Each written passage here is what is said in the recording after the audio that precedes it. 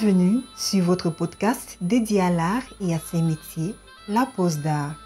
Anecdotes, passions, parcours inspirants d'artistes d'ici pour le monde et ceux du monde pour ici.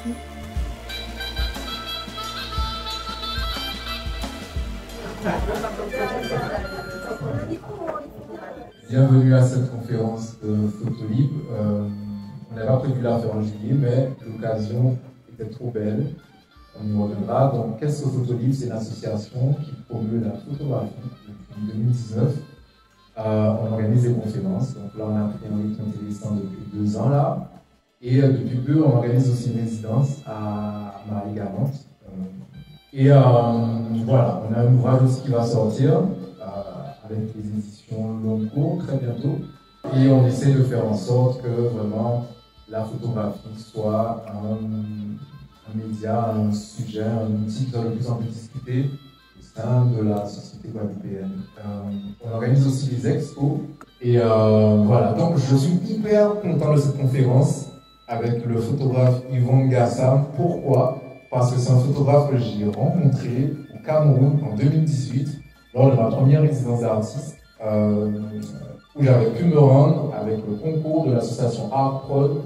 Et à l'époque, c'est Cynthia Fibel qui drivait un peu le truc. Cynthia, merci d'être là.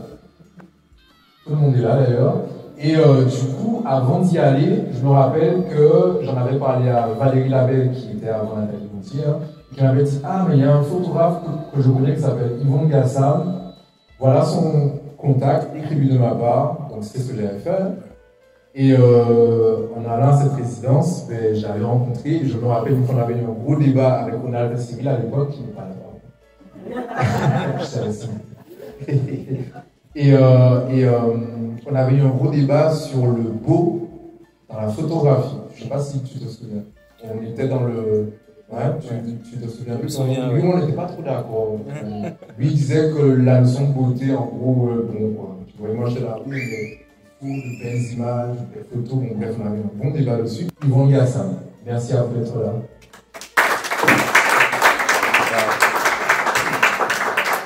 Bonsoir. Voilà, moi je suis très content d'être là. Je ne sais pas pour vous, mais moi je suis déjà très content d'être là parce qu'il y a pas mal de visages que je reconnais dans la salle et avec qui j'ai commencé à tisser une véritable amitié en Guadeloupe. Et je suis très heureux. Mais déjà, c'est de remercier bien sûr Art Prod qui a permis cette magie, cette connexion, du moins à mon niveau, afin que je puisse être là pour cette résidence. Je suis là depuis le 15 juin.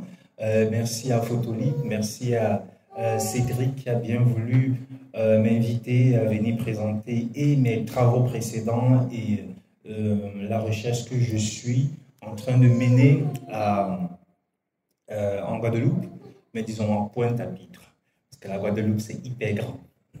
Voilà. Et remercier aussi Banjun Station qui est partenaire de Art Prod, mais et pour finir l'Institut français du Cameroun qui a aussi soutenu ma présence ici. Donc pour commencer, moi Cédric vous l'a dit plus haut, il m'a présenté comme photographe. Moi j'ai un peu j'ai du mal avec ça parce que j'ai beaucoup de respect pour les photographes, je sais un peu ce qu'ils font en tant que boulot. Et moi, je suis plutôt dans la périphérie. Je suis quelqu'un qui croit beaucoup au métissage des médiums, mais métissage aussi chez les humains. Et du coup, ça s'est retrouvé dans les différents médiums que j'ai eu à explorer au cours de ma carrière en tant qu'artiste. Donc, je me plais à dire à fantasmer le fait que je suis artiste visuel, je dirais. Voilà. Moi j'ai commencé, ça fait un bout de temps. J'en parlais avec lui tout à l'heure et je lui disais, ça fait 13 ans que je me construis dans l'art, mais ça ne fait que 3 ans que je crois que je fais de l'art, que je suis artiste. Donc ça a été 10 ans d'apprentissage pour moi, 10 ans de doute. 10 ans d'émotions très fortes dans tous les sens, des bonnes et des mauvaises. Voilà. Et Dans ma pratique, j'ai commencé tout au départ par les questions d'aliénation. J'ai beaucoup travaillé sur l'aliénation à un moment. Après, je me suis intéressé à l'architecture, à l'urbain, à nos urbanités, parce que au Cameroun et dans les autres villes africaines que j'ai pu visiter et où j'ai eu à travailler, je me suis bien rendu compte que les urbanités sont très différentes. À chaque fois, il y a quelque chose qui identifie presque la ville. On a par exemple le Bénin avec les Émidjans, c'est quelque chose de très fort là-bas. Ce sont des mototaximens qui font presque l'identité de cette ville, voire du pays entier. Après ça, je me suis intéressé aussi aux questions de résilience. Ça fait quelques années que je travaille beaucoup sur les questions de résilience. Et ça, j'ai pu le faire en lisant, ou plutôt en allant une fois à la dédicace il s'appelle Felwine Sarr. Et il a écrit un roman, un essai, qui s'appelle Afrotopia. Et quand j'ai lu cet essai, ça m'a vraiment blow my mind, on va dire. Ça m'a vraiment chamboulé l'esprit parce que pendant longtemps, moi aussi, je me suis défini en réponse aux colons. Okay? C'est-à-dire, on faisait des choses pour être à la hauteur d'eux. Mais vraiment, quand moi j'ai lu ce roman, cet essai Afrotopia, j'ai bien compris que tout ce que nous avons à faire, c'est que, en fait, j'ai compris qu'on s'appartient à soi-même et qu'on se définit par rapport à soi-même. Voilà, donc ça a été vraiment un tournant dans mon travail, Afrotopia. Et ensuite, toujours sur les questions de résilience, je me suis intéressé à la question de l'environnement. Et ça, par le biais d'une artiste que j'ai rencontrée à la Biennale de Dakar en 2000. Excusez-moi les dates, il y a toujours les problèmes avec les dates. Bref, on s'est rencontrés un certain nombre d'années à la Biennale de Dakar. Et après, on a travaillé au sein d'un projet où d'ailleurs j'ai rencontré Jean-Marc Hunt et Vanessa. Et voilà, elle s'appelle Stéphanie Zocke, c'est une Allemande. Et Stéphanie m'a invité il y a quelques années en résidence à Gorée, à Dakar en tout cas. Et elle me disait, écoute Yvon, tu as le choix soit de venir dans mon monde à moi, soit on explore quelque chose dans ton monde à toi. Bon, curieux comme je suis, j'ai dit, bah, je préfère aller dans ton monde parce que le mien, je le connais déjà un peu. Et elle, Stéphanie, elle travaille beaucoup sur les questions liées à l'environnement. Donc, c'est comme ça que pendant près de 2 mois à Dakar, on a voyagé dans le Sénégal, on a travaillé. Et là, j'ai vraiment touché du doigt les questions environnementales et ça m'a beaucoup bouleversé. J'ai vu par exemple des lacs qui sont complètement asséchés, des baobabs qui sont tombés par eux-mêmes parce que la nappe phréatique était pompée pour faire de l'eau minérale. Voilà, donc j'ai vu des choses comme ça et j'ai commencé à réfléchir aussi sur la question environnementale, ce qui fait que ce sont tous ces éléments-là qu'on retrouve aussi dans mon travail tout au long de mon parcours. Et il y a certaines personnes d'ailleurs bon, je sais des fois c'est juste pour blaguer, qui me dit mais toi, qu'est-ce qui t'intéresse, c'est quoi ta démarche, il y a ce truc, c'est quoi ta démarche artistique, ben, je n'en ai pas. Moi, je colle à ma contemporanéité, c'est des choses que je vois qui m'intéressent, alors je travaille dessus. Je travaille beaucoup en immersion, je ne sais faire que ça. Et pendant longtemps, j'ai aussi beaucoup cru que je n'avais pas de trauma parce que j'étais toujours en train de travailler dans le monde de l'autre, de venir observer ce que fait l'autre et travailler autour. Mais il y a quelques temps, j'ai vécu quelque chose d'extraordinaire. J'ai eu une formation sur les notions de crypto-art. Et en travaillant avec une intelligence artificielle, j'ai mis le doigt sur quelque chose qui courait en moi depuis très longtemps. Et ça, c'était vraiment très bizarre parce que c'est une intelligence artificielle. Mais bref, je vous montrerai tout ça tout à l'heure. Mais en travaillant avec cette intelligence artificielle, j'ai compris tout le conflit qui était en moi vis-à-vis des religions qu'on nous a imposées.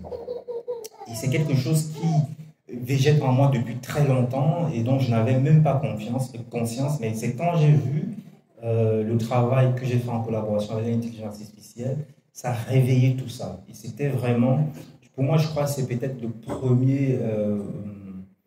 premier travail que je fais et qui parle de moi, où vraiment je me mets en avant, où c'est le jeu, vraiment le jeu. Et ça m'a troublé que ça soit l'intelligence artificielle qui m'amène ça. Voilà, donc je crois comme ça, j'ai beaucoup parlé. Peut-être, il faudrait qu'on commence à voir un peu ce que je fabrique. Donc,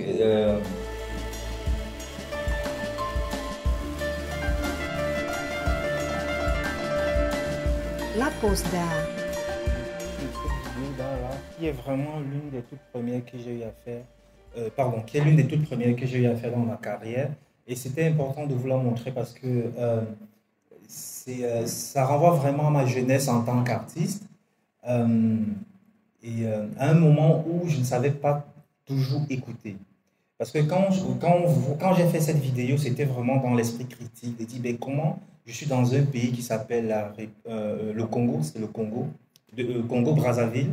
Ils avaient des problèmes, mais c'était plus grave que chez moi au Cameroun, où on se disait c'est grave. Vous voyez, mais il y avait ces mecs-là, les sapeurs, tout pour eux, c'était le textile. Il n'y avait rien d'autre. Toute leur vie se résumait au textile. Et moi, je venais là avec ma grosse tête, mon moral, à dire non, mais écoutez, il y a tout ce bordel dans le pays. Vous voyez les copies de presse derrière, l'ampoule qui est éteinte parce qu'il n'y a pas d'électricité, presque quand j'y étais, et éclairer l'ampoule avec une bougie. Voilà quoi, c'était tout ce truc qui bouillonnait en moi. Mais la chose que je n'avais pas vue, compris du moins, la chose que je n'avais pas compris, c'est que mais c'était juste un exutoire. C'était pour fuir ce truc-là, cette difficulté, cette âpreté de la vie. C'était ça. Et pour moi, c'était important de partager ça avec vous parce que c'est ce que nous faisons très souvent. On est dans la critique, dans le jugement et on n'écoute pas souvent ce qui se passe. Maintenant, j'aimerais bien, si vous me le permettez, vous parler d'un autre projet qui, pour moi, a vraiment une portée. C'est quelque chose dans lequel je me suis beaucoup investi en tant qu'artiste. Nous avons vécu pendant un certain nombre d'années, et même encore jusqu'à présent, ce qu'on appelle l'extrémisme musulman, Boko Haram. Je ne sais pas si vous avez entendu parler ici. C'était des terroristes, voilà, et vraiment ça, ils ont fait beaucoup de tort à la population locale dans la partie du nord de mon pays. Et moi, j'ai fait mes études supérieures dans cette partie, dans une université en Gaoundéré. Du coup, je connaissais les musulmans, j'avais pour amis des musulmans. Mais à un moment donné, dans ma société, il y avait ce truc, tout le monde disait le musulman, c'est le terroriste. J'ai dit, mais c'est pas possible. Du coup, moi, je suis allé dans le Nord pour me faire ma propre idée, pour me dire, mais c'est pas possible. J'ai vécu avec ces gens, j'ai mangé avec eux, ils m'ont invité, j'ai dormi chez eux. C'est pas lui qui va chercher à me tuer demain. Alors, j'y suis allé et j'ai fait des photos. Je suis allé vraiment dans des coins reculés où il y avait ce qu'on appelait les déplacés internes dus à ces attaques de Boko Haram. Alors, moi, je suis allé dans ces villages, les rencontrer, les écouter et tout. Et quand j'ai fait ça, j'ai fait des photos, bien entendu. Je suis rentré dans la partie sud du pays où moi je vis. J'ai posté des photos avec une légende pour dire voilà ce que j'ai fait, c'est fou, c'est des humains, il n'y a pas rien. Là. Et il y a eu une vague d'émotions, mais vraiment, je ne m'y attendais pas. Les gens qui m'appelaient pour dire mais comment on fait pour les soutenir, les envoyer de l'argent, machin truc. Et moi, je ne me sentais pas les épaules pour porter ça. Je dis ben, écoutez, donnez-moi 2-3 jours le temps que je contacte les bonnes personnes. Je vais vous filer les adresses et vous allez y aller. En fait, vous allez les soutenir ainsi. Mais je vous promets, 2 jours plus tard, quand j'écrivais à ces personnes, il n'y avait plus de réponse. Ils étaient passés à autre chose. Il y avait un autre truc qui s'est passé dans le monde qui était plus intéressant, etc. Et là, ça m'a interrogé, moi. Je me suis dit, ben, ça veut dire qu'il y a pas mal de choses aussi qui se passent autour de moi. Et après, je switch. Alors, c'est là que j'ai commencé à... Donc, je me suis mis à travailler sur ce projet. Là, ce sont des portraits que j'avais faits. Et dans la présentation, on a mis, ce sont des graminées, en fait, du riz, du haricot, parce qu'il y a une vraie... il y a beaucoup d'organisations gouvernementales dans cette partie du pays qui sont en mode, ouais, on est venu soutenir, machin, mais ça participe à ce qu'on appelle l'économie de la misère. Il y a beaucoup de personnes qui vivent grâce à ça et qui ont intérêt à ce que, ces conflits ne s'arrêtent pas. Donc, du coup, moi, et il y avait un moment dans le pays où cette question se posait. Les gens se disaient, mais non, ils ont de quoi vivre, ça va. On a fait des levées de fonds pour les payer à manger et tout ça. Donc, ça va. Donc, c'est un peu ce que j'exprimais ici, là, devant ces portraits. J'avais mis tous ces grains-là, comme pour dire, bah, c'est ça qui cache la misère des gens, mais les gens souffrent. Et à côté, c'était l'histoire de ces personnes qui quand j'y étais, ils m'ont raconté. Et donc, j'ai fait cette installation où, de manière vraiment manuscrite, j'ai écrit tout ça. Mais le plus important, vraiment, c'était la relation à moi-même. La relation à moi-même, c'est quoi? C'est que je me suis dit, bah, écoute, il y a donc probablement aussi des choses dans le monde où j'ai switché comme ça, parce que voilà, il y a eu tel problème et après, je suis passé à autre chose. Ça m'a ému, mais après, je suis passé à autre chose. Donc, pendant près de 4 ans, j'ai travaillé sur ce projet. Je l'ai fait évoluer. Donc, il y a des photos. J'ai travaillé aussi. Là, j'ai beaucoup fait de la gravure. C'était la première fois où je faisais de la gravure. Là, ce sont les matrices. Et puis, des gravures que j'ai réalisées qui interrogeaient toujours cette notion-là liée à la misère des gens, à l'esprit pervers qu'il y a derrière. Parce que plus on abandonnait ces gens, plus ils étaient attirés par les discours extrémistes de Boko Haram, etc. Donc, voilà. Et ça, c'est la partie la plus intéressante pour moi, parce que, comme je vous ai dit, je craignais justement de vivre ça au quotidien, de passer d'une émotion à l'autre sans toujours retenir l'essence de cette émotion. Donc, pendant vraiment des années, j'ai fait des estampes de gravure comme ça sur toile et je me suis mis à la broderie. C'est la toute première fois que je faisais la broderie parce que j'avais besoin en fait, de vivre vraiment, de rester avec ces personnes-là. De rester avec ces personnes-là, d'imaginer leur douleur et de faire rentrer ces douleurs en moi, de les porter. C'était pas juste de la monstration. Je voulais pas être dans la monstration pour la monstration. Ça ne m'intéressait pas à ce moment, mais c'était vraiment un rapport avec moi-même. Je ne l'impose pas à celui qui regarde. C'était ma thérapie à moi. C'était parce que j'ai l'habitude de croire que l'empathie est ce qui caractérise l'être humain. C'est vraiment, pour moi, selon moi, hein, je ne parle que pour moi, je craignais de perdre cette humanité qui est en moi, et c'est pourquoi pendant très longtemps j'ai travaillé sur ce projet qui s'appelle CRAS au pluriel. Et il y avait cette installation aussi qui parlait de la migration de ces personnes-là, parce que tout était lié pour moi. C'est des gens qu'on a abandonnés, et par l'État camerounais aussi, par les Camerounais. Je parle de ces déplacés. Après, ils sont très réceptifs aux propositions des extrémistes, mais aussi à la question de migration. Donc, tout était lié, à mon avis. Donc, j'ai travaillé, et ce travail, ma proposition a été retenue par un espace important au Cameroun qui s'appelle Douala, où j'ai exposé pendant un certain temps. Voilà pour ce qui est de traces. Et on a poussé aussi le délit parce que j'avais été contacté par un ami qui, lui, fait dans du streetwear. Il a une marque de vêtements. Il m'a invité, quand il a appris que je travaille sur ce projet, à créer des designs pour des t-shirts. Mais on est tombé d'accord que c'était plus intéressant de faire des éditions limitées, voilà, parce que moi je voulais être dans l'esprit de quelque chose qui renvoie à l'art et non dans du consumérisme, je dirais, un objet de consommation. Donc on a fait pour des sections, j'ai créé donc des designs et j'en porte un d'ailleurs. Voilà. Donc c'était pour chaque design, 200 éditions étaient créées. C'était signé avec comment on appelle ça, un certificat d'authenticité et une partie de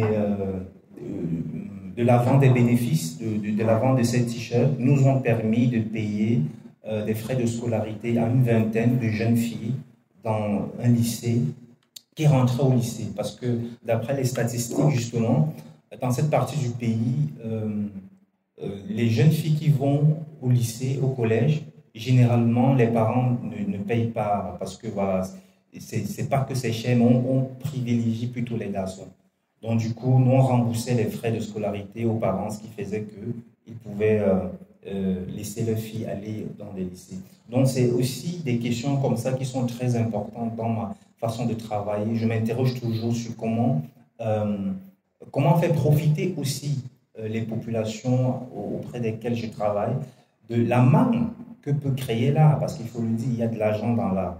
Et moi, je vivais aussi, je vivrais mal le fait que je puisse m'enrichir en racontant la misère des gens.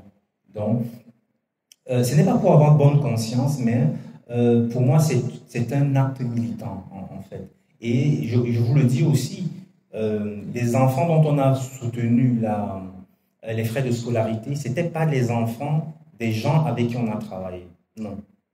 Vraiment, on est allé dans un lycée, on a fait le truc parce que je ne suis pas dans le... Comment je vais dire? C'est pas éthique, en fait. C'est pas éthique de travailler avec des gens dans ce cas de figure ou de les payer, parce que ça serait une forme de rémunération. Et ça, je l'explique de manière très claire aux gens avec qui je travaille. Voilà, donc, c'est ce que je pourrais dire pour Trace. Mais c'est quelque chose, c'est une façon de travail qui est vraiment resté un certain... en fait, qui reste encore dans ce que je fais. Parce que c'est des histoires que je raconte, mais vraiment à la première personne. Et c'est quelque chose qu'on retrouve beaucoup dans mon travail.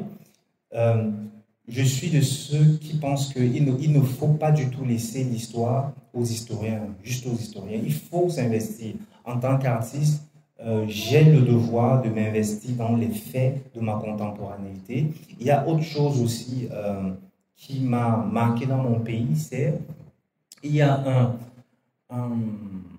une guerre fratricide dans le nord-ouest et le sud-ouest du Cameroun. Les anglophones qui ne veulent plus les francophones et pareil, vice-versa. Et il y a des morts. Et moi, pendant longtemps, j'ai essayé de comprendre ce qui se passait. J'ai même voulu aller dans cet espace du pays, mais c'était devenu dangereux, mais vraiment dangereux. Les francophones se faisaient kidnapper, se faisaient tuer, torturer, etc.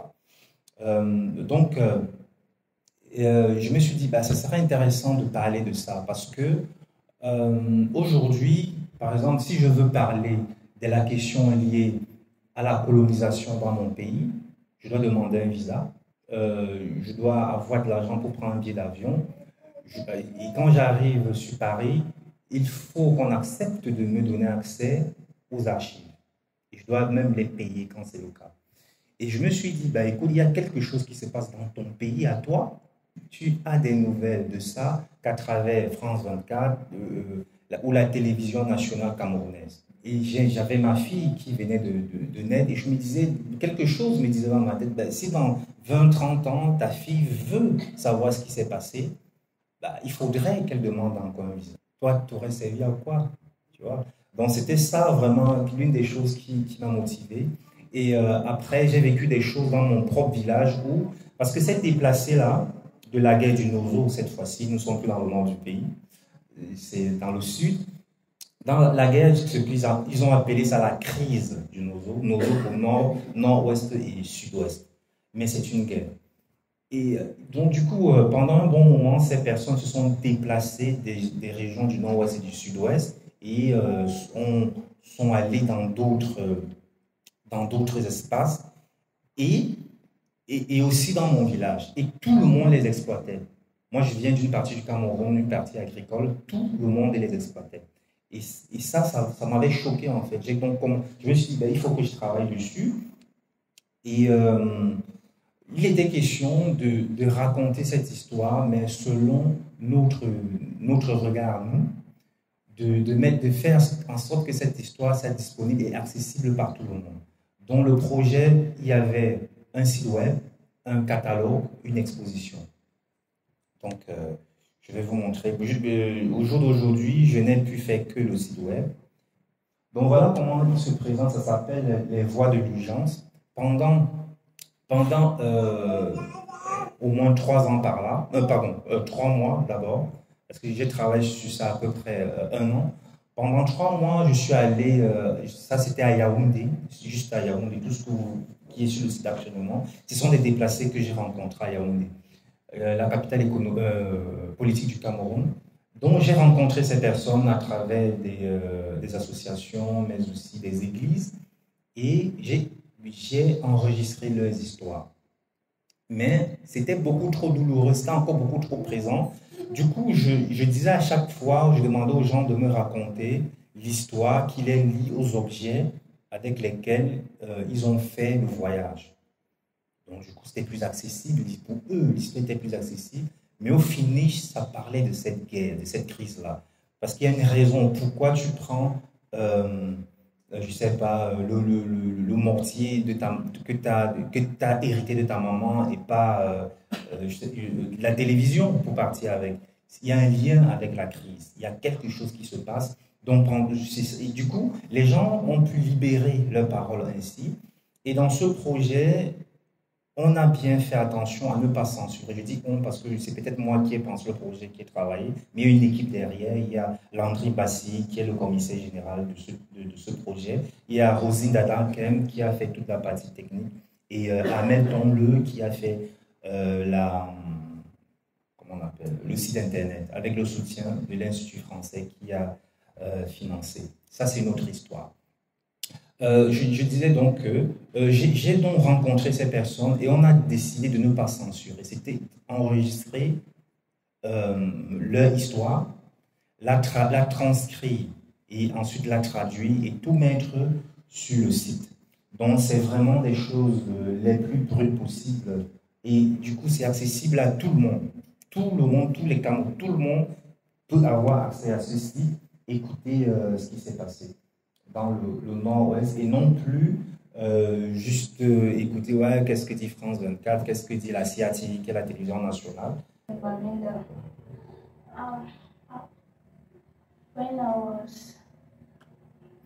Donc vous écoutez même déjà même parler. En fait, c'était quelque chose de très difficile. J'ai travaillé dessus pendant presque 1 an pour recueillir ces paroles-là. Et à un moment, moi-même, j'ai été, comment je vais dire, traumatisé parce que après 2 mois, j'ai dû arrêter, aller faire autre chose parce que je faisais des cauchemars. Pendant que je travaillais avec eux, j'écoutais des enfants, genre aussi des enfants de 9 ans, 12 ans, qui me disaient comment on a tué leurs parents, etc. Et je me retrouvais en train de pleurer, mais comme un bébé pendant des interviews, ce qui n'arrangeait pas aussi, parce que ces enfants, ils avaient besoin que je sois plus fort pour les soutenir. Donc j'ai dû arrêter un moment pour revenir et continuer le projet. Bon voilà, c'est ça, de Urgency, les voies de l'urgence, mais c'est un projet global, ça ce n'est qu'une partie de ce projet, c'est plus même. Donc du coup j'ai bénéficié de c'est l'Institut français qui a soutenu la création de ce site internet. Et Otni c'est un espace au Cameroun créé par un artiste qui s'appelle Matan Ambara, et j'ai aussi eu du soutien de lui, et Satec Records qui m'avait donné à l'époque un appareil comme celui-ci afin que je puisse enregistrer. Donc voilà les partenaires que j'ai eus, mais pourtant au départ, je voulais vraiment que ce projet camerounais soit porté par des Camerounais. Et je n'ai pas trouvé. J'ai fait un voyage en France pour rencontrer la diaspora, parce qu'au pays, c'est très compliqué. Les gens, ils ne veulent même pas entendre parler. Je suis venu en France pour rencontrer la diaspora afin de les présenter le projet, pour voir s'ils peuvent lever des fonds voilà, pour financer cela, parce que c'était beaucoup d'argent, en fait. Et malheureusement, je n'ai pas pu avoir l'adhésion de mes propres concitoyens pour ça. Mais j'y suis allé quand même. Voilà, donc voilà pour ce qui est de ce projet. Peut-être maintenant, je vais un peu parler de la question, de mon travail autour de la question environnementale. Et pour le faire, moi, j'essaye toujours d'archiver tout ce que je fais et ça me sert beaucoup parce que du coup, c'est une vidéo, c'est dans un projet que j'ai fait à Bamako il y a quelques années.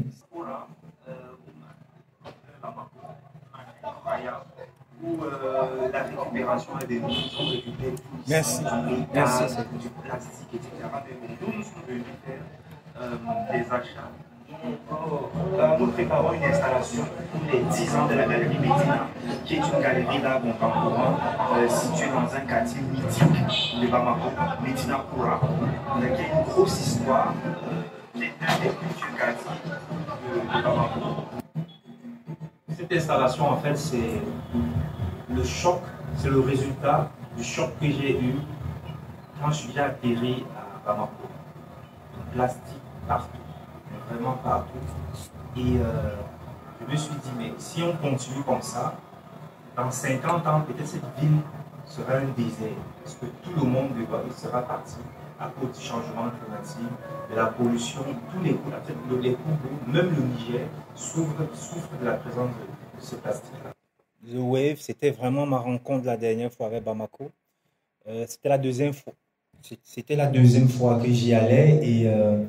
Mais cette dernière fois-là, j'avais vraiment été choqué par la présence du plastique partout. Il y avait vraiment comme des rivières de plastique dans la ville. Et ça m'avait bouleversé. Et ça a été, comment je vais dire, mon ressenti a été ce travail-là. J'ai beaucoup produit cette année-là à Bamako, mais tout était orienté vers l'environnement. Parce que comme je vous disais plus haut, c'est comme ça que je fonctionne, c'est vraiment l'émotion, c'est dans l'environnement, en immersion tout le temps. Je serais resté au Cameroun, je n'aurais jamais fait ce travail. Ça, c'est certain. Ça, c'est certain. Donc, pour arriver à ce que je suis venu faire ici, ça, c'est important. Mais pour moi, c'était aussi intéressant de vous montrer tout cela parce que vous retrouverez aussi toutes ces petites particules dans ce que j'ai essayé de faire ici. Mais déjà, ce projet m'a été inspiré par justement une conversation que j'ai eue avec Cédric, Bélisa, Bibed aussi, si j'ai bonne mémoire. Peut-être pas au même moment, c'est vrai. Mais il y a eu ce moment-là où j'ai discuté quand les amis guadeloupéens sont venus au Cameroun et on a parlé à Banjul Station. Je me suis rendu compte pendant cet échange que tout ce que je connaissais de la Guadeloupe, c'était le zouk et Francky Vincent. Francky Vincent, c'est une icône au Cameroun. Mais vraiment. Même Kassav, je ne vais pas dire que c'est pour des connaisseurs, mais Francky Vincent, vraiment, c'est une icône. Et je crois même avoir fredonné des tubes que nous connaissons de Francky. Mais ici, on m'a dit ce que Francky Vincent représente. J'ai dit, ok. Mais chez nous, c'est une école. Je suis désolé. Vraiment, je suis désolé pour vous. Du coup, il y a eu ce moment vraiment qui, moi, m'a beaucoup interrogé. Et j'ai dit, mais c'est pas normal. C'est pas normal que je puisse être aussi ignorant des gens avec qui j'ai quand même une histoire. On partage quelque chose ensemble. Au-delà même de la peau, c'est déjà le fait d'appartenir à cette terre. Alors, j'ai décidé d'aller chercher ce truc. Et il y avait une bourse qui s'appelle Visa pour la création, qui avait été lancée. J'ai envoyé, j'ai lu le truc, j'ai écrit ma petite note d'intention. Et ça, c'est Bélisa, je me souviens, qui m'avait dit, écoute, il y a ArtProd, contacte Cynthia Fibel, et elle peut te trouver un lieu. Parce que pour Visa pour la création, il faut un lieu qui t'accueille. dans ton espace de créa. C'est comme ça que je contacte Cynthia. Elle me dit, mais elle est très intéressée et elle n'avait pas la patience, heureusement pour moi, d'attendre le résultat des visas pour la création. Elle m'a dit, écoute, on monte un projet avec Banjul Station, nous on t'embarque. J'ai dit, bah génial. Donc c'est comme ça que je me suis retrouvé sur ce projet et en fait, le projet en lui, tout au départ, la trame la plus simplifiée, ça s'appelle, le nom du projet s'appelle l'arc-en-ciel monochrome. Et je venais juste à la recherche de la mémoire résiduelle des Afriques qui se trouvent encore ici, en Guadeloupe, chez des êtres humains, dans des êtres humains. C'était ça le projet au départ. Mais il a beaucoup évolué quand je suis arrivé ici et déjà il y a eu une rencontre vraiment, je dirais, mystique avec ce que vous appelez ici le Gwoka et le Ka. D'abord avec le Ka. Quand j'arrive en Guadeloupe, on m'amène, Livio vient me chercher, il m'amène manger dans toutes les, comment je vais dire, dans toutes les civilisations, c'est normal, l'étranger on te fait bouffer, on te fait boire. Mais après, généralement, ce qui suit après cela, on te trouve une femme. Ok? Ça fonctionne comme ça généralement. Mais moi, on m'a amené à la rue Piéton.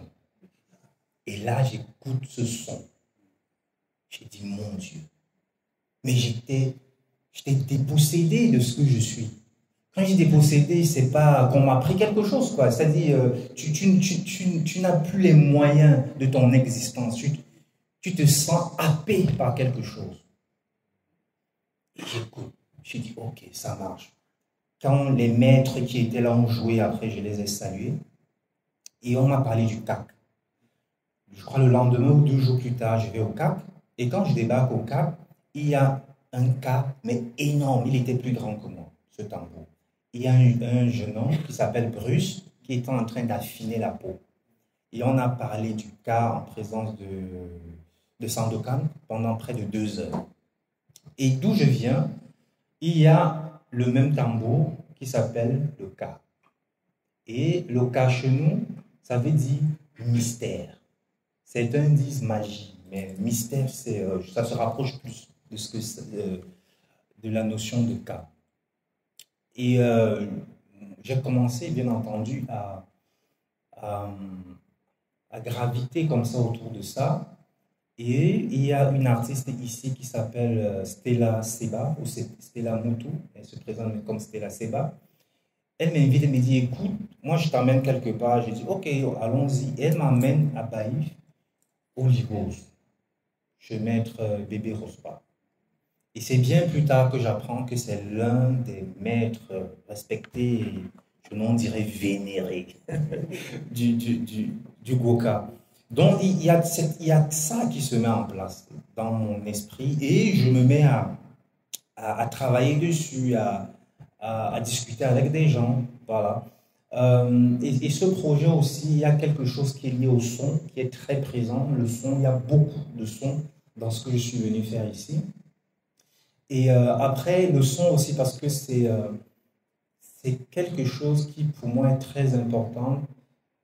Je trouve l'image, des fois, pas assez objective. Surtout les images que moi, je fais. Elles ne sont pas objectives.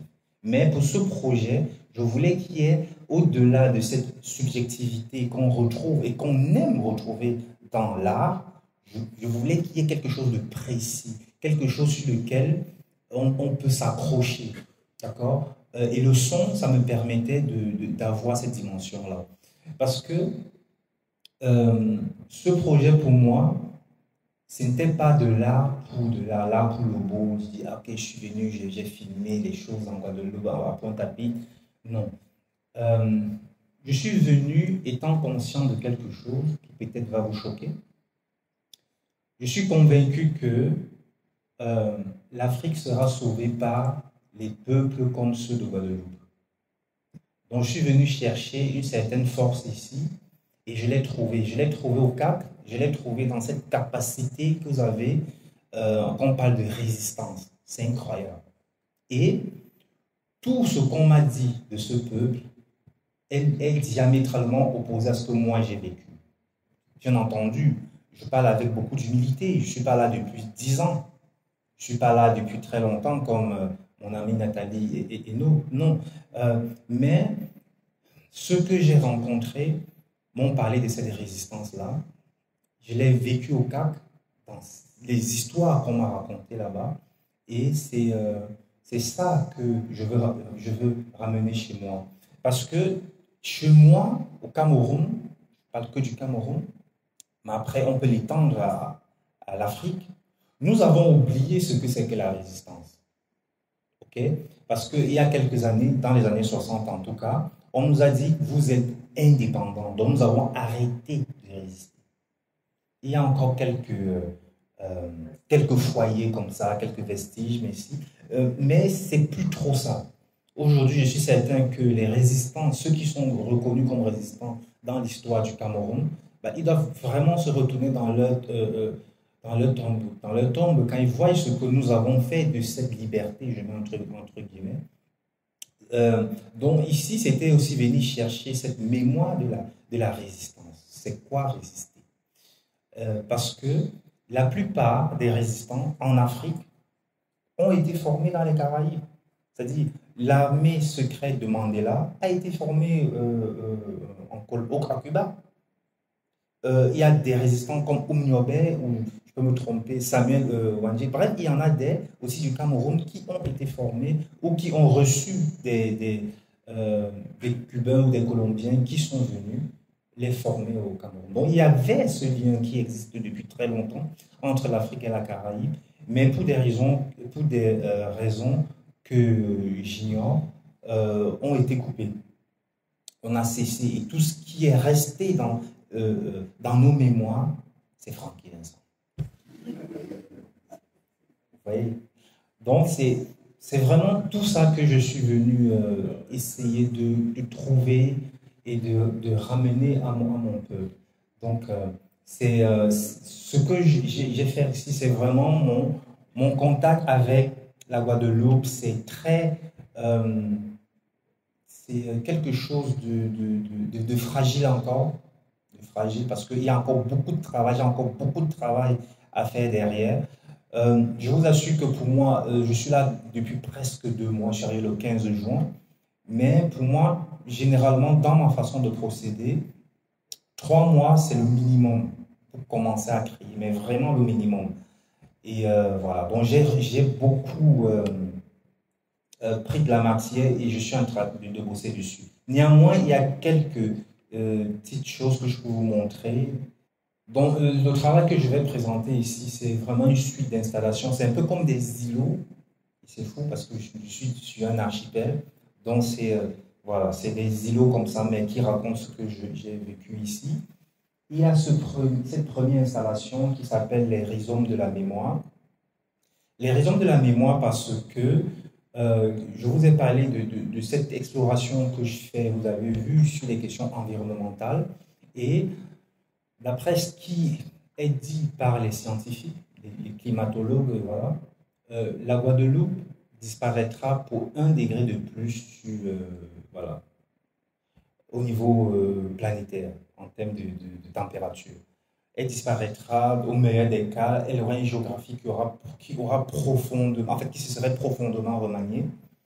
Donc j'ai pensé à cette installation qui, vous voyez, il y a un projecteur, un bac d'eau dans lequel va être projeté des portraits des gens que j'ai fait ici, mais aussi on va écouter ce qui pour eux fait essence, pour eux qui est l'essence de la Guadeloupe. Et je me suis mis un peu en anticipation, genre, ok, dans 100 ans, la Guadeloupe a disparu, mais il y aura toujours des descendants de la Guadeloupe. Peut-être ils aimeraient écouter, c'était quoi ce lieu.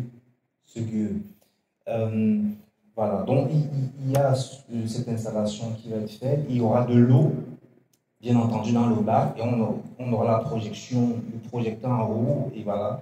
Et des objets, j'ai pensé par exemple à des vieux cas, un peu cassés comme ça, le madras. En fait, ce qui fait déjà visuellement l'identité de cet archipel. Tous ces objets vont joncher le sol. il y a ensuite cette autre installation, mais qui, elle aussi, a évolué.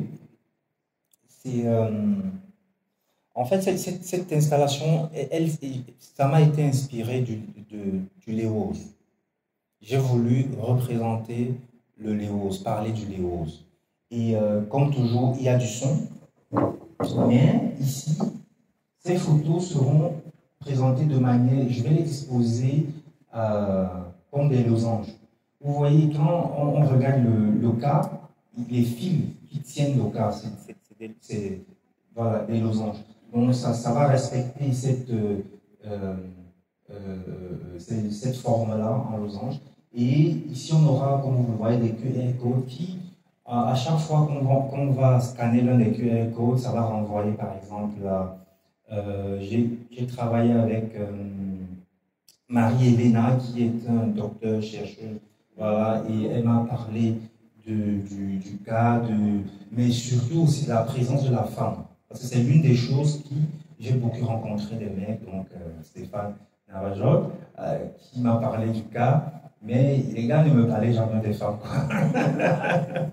Voilà, mais avec Marie-Hélène, on a eu cette conversation, elle m'a situé la présence des femmes. Il y en a une, m'a-t-elle dit, qui est maître et qui a une école. Donc voilà, donc il y aura ça. Et bien entendu d'autres intervenants. Donc, et une vidéo là aussi que j'ai faite dans le cadre de ce projet et qui fera partie en fait des objets à scanner. Et pourquoi ne pas présenter directement ces objets aussi, c'est-à-dire mettre du son directement, mettre des vidéos de là direct, parce que j'encourage beaucoup les gens à rentrer avec ces objets chez eux. Et quand vous avez scanné ces QR codes-là, c'est en ligne, après vous pouvez le réécouter, vous pouvez partager. Et c'est comme ça qu'on diffuse aussi un certain savoir. Pour les vidéos, pareil, voilà, ça peut être diffusé en dehors de l'exposition. Ok, donc je vais vous montrer par exemple cette vidéo que j'ai faite.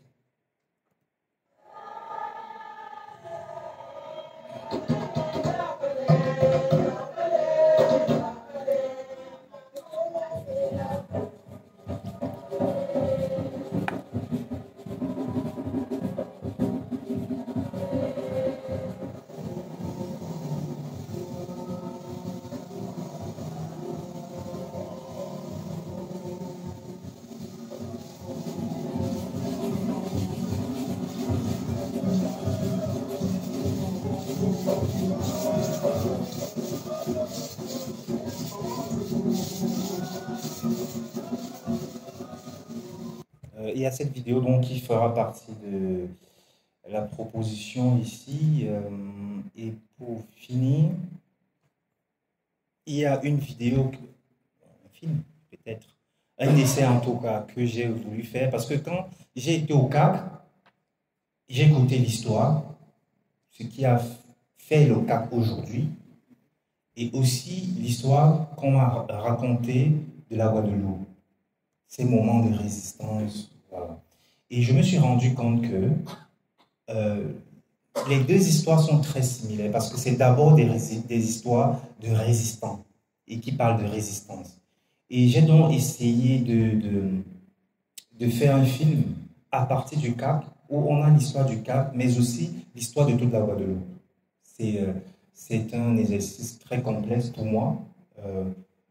Voilà, j'espère que je vais y arriver. Le film, il est en post-production, mais j'ai voulu vous présenter au moins quelques minutes de ça. Nous vivons dans un pays qui est la Guadeloupe et qui malheureusement, est un pays qui est encore sous domination. Quand je dis domination, je parle culturelle, par exemple. Et donc, la chose culturelle même en Guadeloupe, comme dans tous les pays sous domination, je pense, laissé pour compte.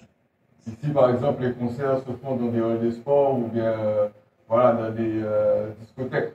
En fin de compte, au final, on avait déjà un outil qui fonctionnait très bien. C'est le Centre des arts et de la culture qui a été construit dans les années 70, ouvert, je crois, en 1978. Il a fonctionné jusqu'à 2009 à peu près. En fait, c'était un lieu où on retrouvait une grande bibliothèque, où il y avait des cours de théâtre, des cours de danse, où il y avait des spectacles, il y avait des concerts. En fait, c'était vraiment un beau lieu de vie. Il y a Miles Davis qui est venu en concert ici. On a une salle de 1200 places. Et c'était le lieu de la culture à l'époque. Même pour la Caraïbe, il n'y avait pas plus grande salle de spectacle à l'époque. Avec les nouvelles lois, il a été dit que le centre ne correspondait plus aux normes sismiques. Et donc, ils avaient prévu à ce moment-là de faire des travaux. Ils ont commencé les travaux. Malheureusement, l'entreprise qui était chargée des travaux a fait faillite. Il y a une telle gabegie, tout ce que vous voyez là. Voilà, ça c'est. Mais il sera montré en intégralité mais le 24 mercredi prochain au CAC à 18h30. Bon, vous êtes invités. Là, vous pourrez voir tout le film parce que là, je crois que je commence un peu à vous saouler. Voilà, donc je vous remercie. Voilà.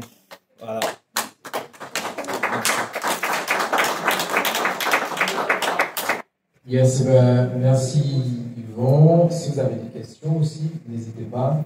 Et petite annonce, ce qui est intéressant, c'est que Yvon fait partie des artistes sélectionnés pour la prochaine Biennale de Bamako, qui se tiendra en novembre au Mali.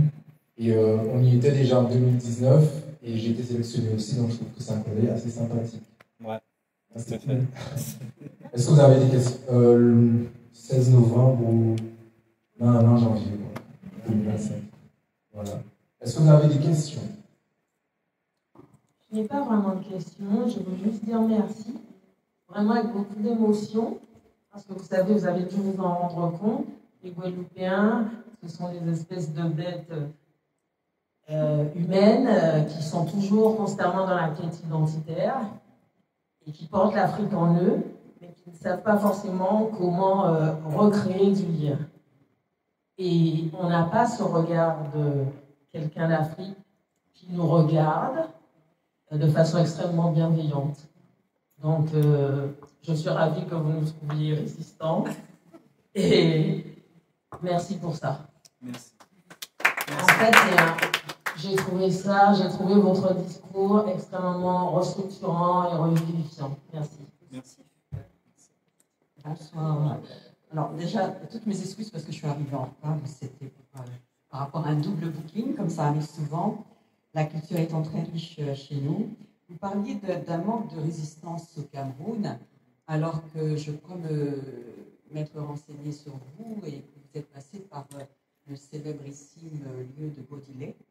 N'était-il pas un résistant? Puisque j'ai rencontré Viviane Magellan, qui m'en a beaucoup parlé en ce sens, de son lieu.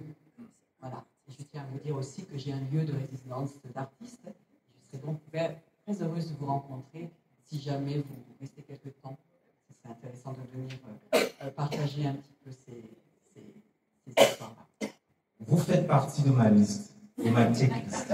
Je ne serais pas parti sans vous rencontrer, ça c'est certain. Merci. Parce que depuis le Cameroun, on m'a beaucoup parlé aussi de vous. Et je sais un peu ce qui... Voilà. Donc merci. Oui, Godilé, c'est l'une des personnes que je regrette de ne pas avoir croisées. Ma toute première résidence au Cameroun, ça a été chez Godilé à Adwetry, mais il était déjà décédé. Godi, c'était quelqu'un d'extraordinaire, mais c'était surtout un passeur. Je ne sais pas si Godi se définissait comme résistant, mais je suis certain qu'il se définissait comme passeur, et j'ai un peu reçu cela de lui en travaillant dans son espace et en voyant ses travaux. Quand je parle de résistance, mais oui, vous avez raison, c'est un résistant. Ce qu'il a fait, excepto, c'est de la résistance. Peut-être c'est un peu éloigné de ce que de ma définition de la résistance, et surtout la résistance populaire, la résistance politique, la résistance à cette oppression que nous avons du Cameroun, de notre propre gouvernement. Parce que aujourd'hui, on ne se plaint pas juste de l'ancien colon, mais aussi de nos propres dirigeants. Donc, il c'est avec plaisir que je passerai vous rendre visite. Merci. Bonsoir. Merci pour le partage de ce soir. J'ai beaucoup apprécié la partie sur le plastique, puisqu'elle est vraiment vaste et imposante et elle fait vraiment prendre conscience des choses. J'ai pas de questions particulièrement, mais en termes de partage, j'aurais bien aimé vous partager ce qu'on appelle aussi le boulagel. Je ne sais pas si vous avez pu explorer le boulagel, mais du côté du versant des grands fonds de Sainte-Anne, vous avez cette technique aussi qui se fait avec la vibration finalement des cordes vocales de la voix, qui est une technique particulière et qui aussi appelle le côté résistance. Le temps malheureusement me fait défaut. Et j'espère que je reviendrai, ou du moins que quelqu'un d'autre reviendra, parce que peut-être l'intérêt n'est pas que je revienne, mais que ça donne envie à d'autres de revenir, parce que je sais que vous avez déjà cette envie de venir nous rendre visite en Afrique. C'est ça. J'espère juste que ce que je vais ramener au Cameroun, voilà, ça va donner envie à d'autres artistes. Ils vont dire, ah, mais c'est intéressant, il faut aller, il faut voir ce qui se passe là-bas, il faut rentrer en conversation avec des gens qui sont là-bas. Moi, j'ai eu la chance, avant d'arriver en Guadeloupe, d'être en conversation avec quelqu'un comme Jean-Marc, comme Vanessa, et on a souvent eu à discuter quand on se rencontrait dans des espaces de résidence qu'on partageait. Je comprenais quand même, je voyais déjà à travers Jean-Marc surtout, c'est des résistances-là, tu vois, de ce truc, non, tu ne marches pas dessus, attends, mec, gros. Et voilà, quoi. Ça, c'est très intéressant. J'espère vraiment que d'autres viendront, et avec le soutien d'APROC, je suis certain qu'il y a des choses qui se mettent en place. Bien, très bien, merci à vous pour l'écoute et l'attention. Et puis, ne partez pas tout de suite. Le temps que voilà, on se désinstalle, et en bas, il y aura un voix. Et voilà, ok? Merci.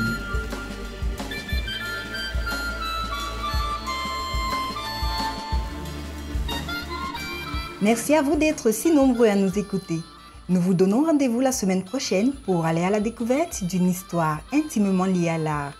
La pause d'art est une idée d'Yvon Gassam. Voix off, Solange Nembe. Musique, Tumo. Mixage, Ralin Gangmo. Réalisation, Yvon Gassam. La pause d'art est un podcast produit par African Entertainment avec le soutien du laboratoire de théâtre de Yaoundé, Otni et de Satek Records.